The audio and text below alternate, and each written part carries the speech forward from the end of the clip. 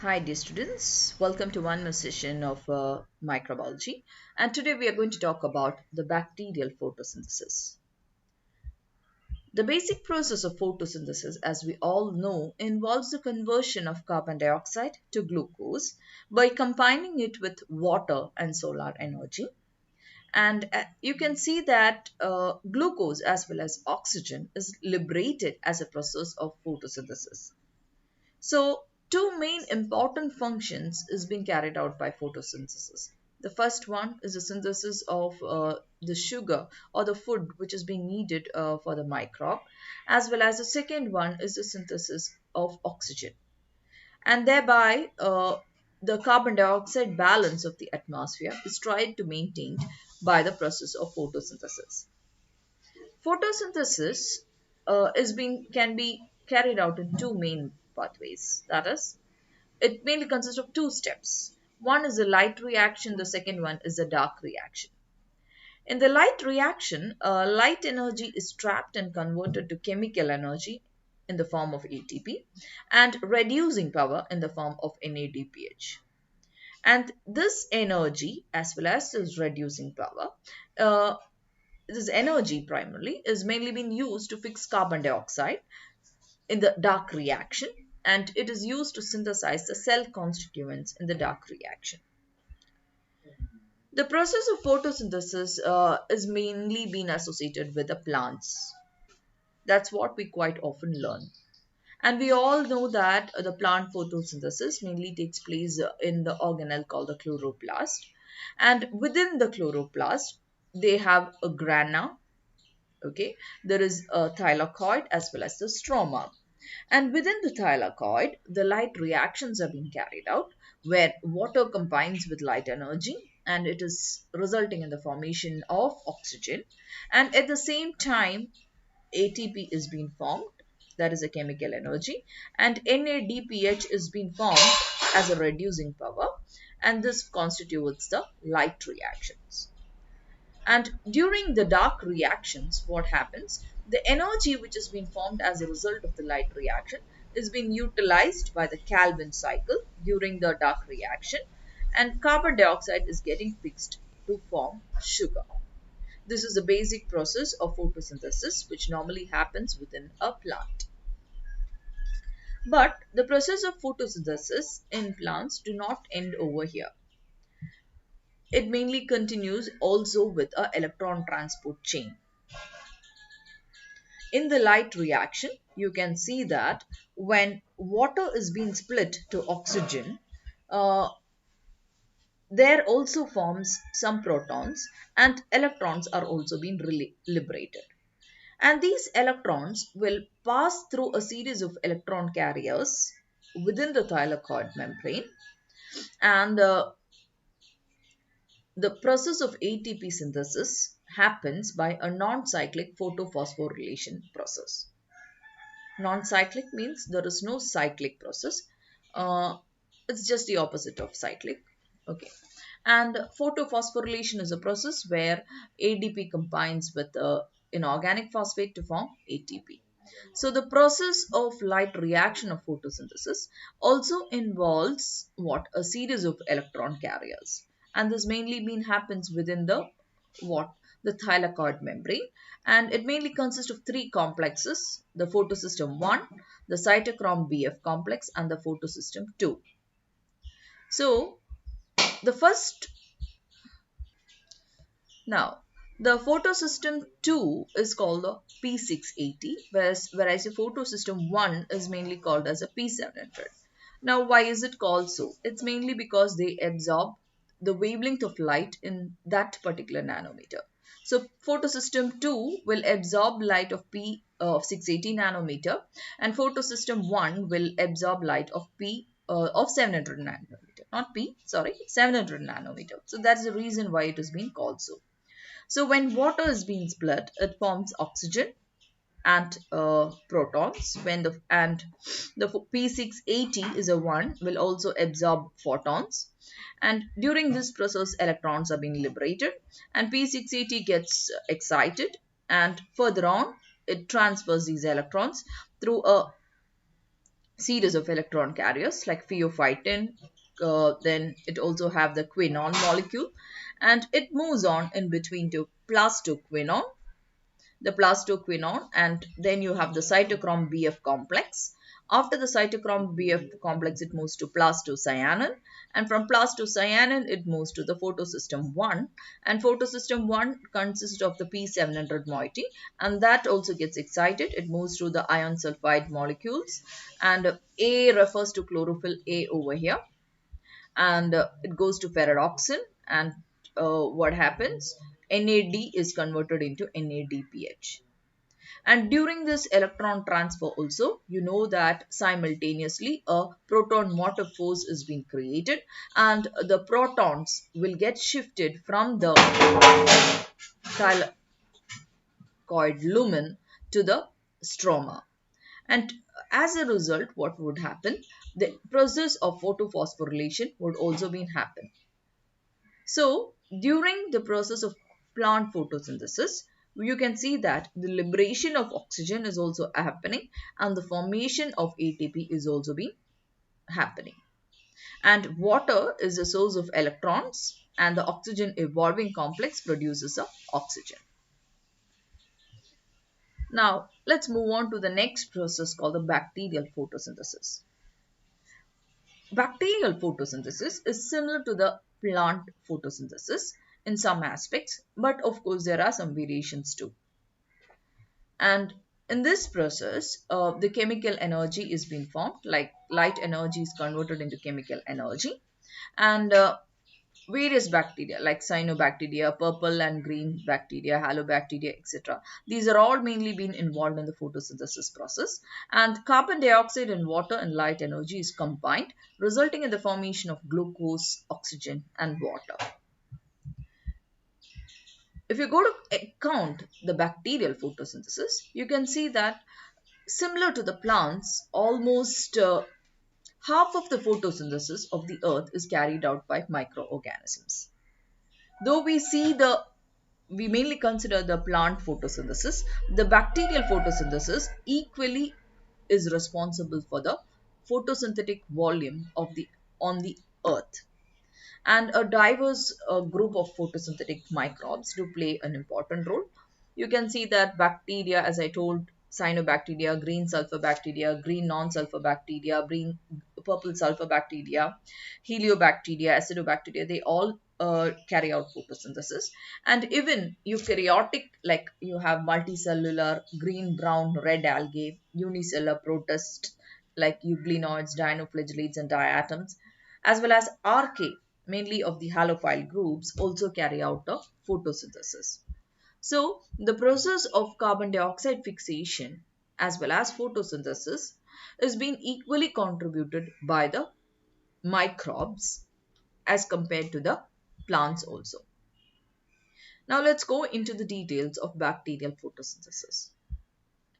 Just like the plant photosynthesis, the bacterial photosynthesis also has a light reaction as well as a dark reaction. In the light reaction, the light is being taken up by the chlorophyll or the bacteriochlorophyll, and sometimes there are some bacteria also have bacteriorhodopsin. They will take up the light energy, and as using that, water is split and oxygen is being liberated, and some electrons are being formed, and these electrons are being passed through the electron transport chain, and during that a protein motive force is being formed, and ATP synthesis as well as the NADPH synthesis also happens in chlorophyll based phototropy. But coming to the rhodopsin based phototropy, I'm not going into the details of much of it, but I'm just giving you an outline of what is it. You do not have NADPH, but you have just the formation of ATP, which has been happening in the rhodopsin based phototropy. And within the dark reaction, what happens? Carbon dioxide fixation will be happening, and biosynthesis will happen in the process of bacterial photosynthesis. If you consider bacterial photosynthesis, you can divide it into two. There are photosynthesis in which oxygen is being liberated, And there are some type of bacteria which produces an anoxygenic photosynthesis where oxygen is not being liberated. So the bacterial photosynthesis can be divided into oxygenic photosynthesis as well as the anoxygenic photosynthesis. The difference is mainly because of the type of bacteria which is being involved in the photosynthesis. Now, oxygenic photosynthesis, it is mainly being carried out by using bacterial chlorophyll A, and you can see that light harvesting pigments such as phycobilins, phycoerythrins, these all can also be involved. And bacteria such as cyanobacteria, cyanophyta, and prochlorophytes have mainly been involved in this. And the process mainly involves the formation of oxygen and the removal of carbon dioxide from the atmosphere. Now, these are a group of cyanobacteria for your reference.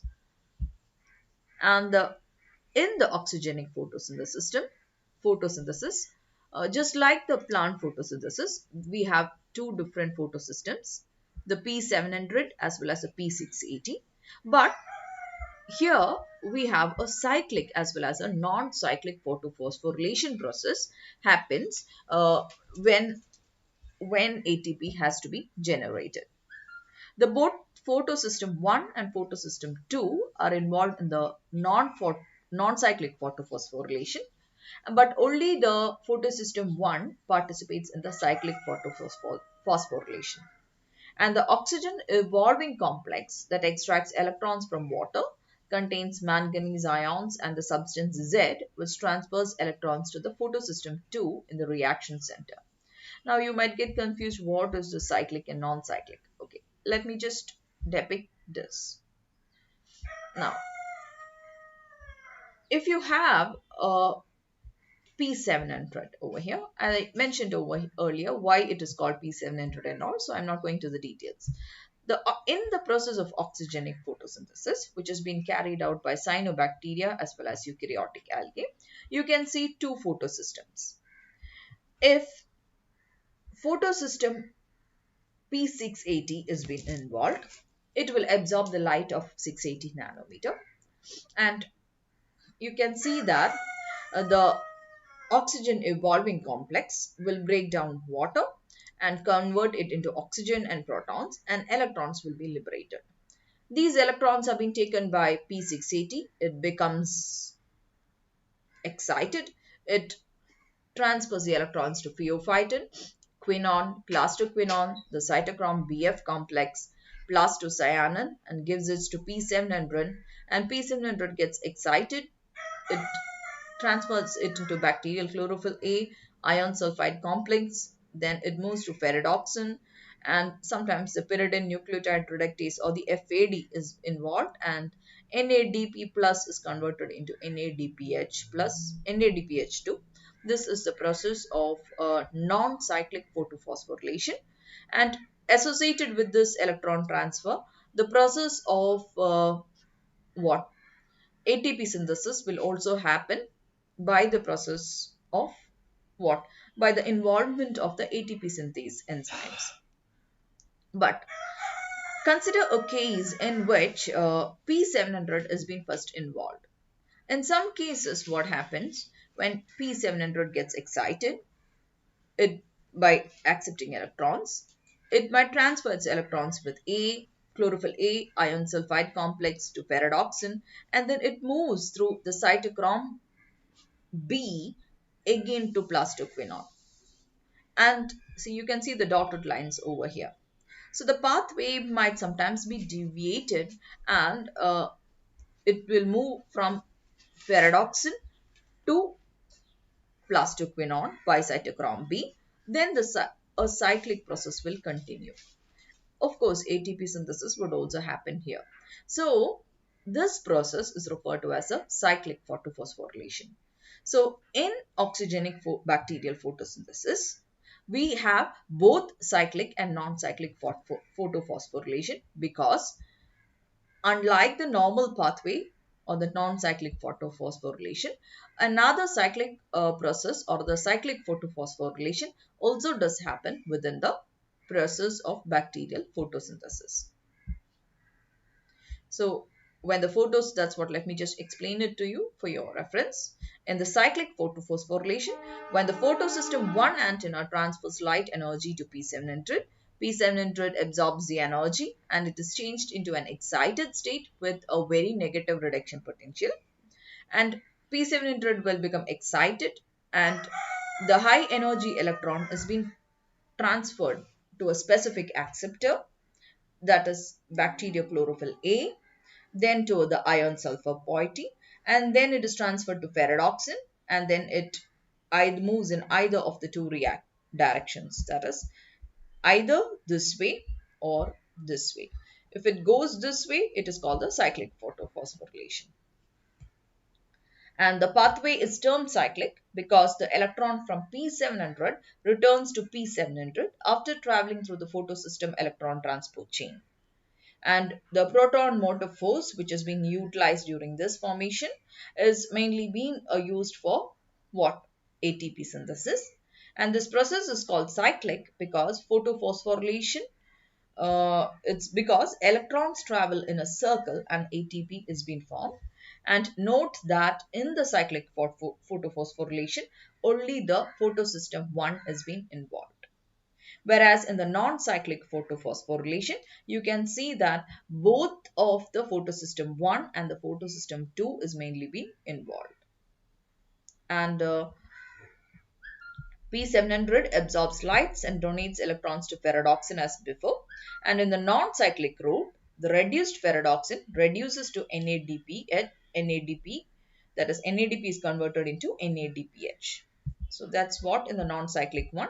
From ferredoxin, it does not go this side if it is a non-cyclic, and it is converted into NADP plus NADP is converted into NADPH2.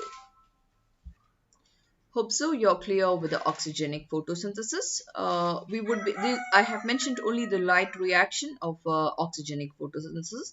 It also has a dark cycle or a dark reaction. We will be talking about that after mentioning about the anoxygenic photosynthesis. Thank you for now.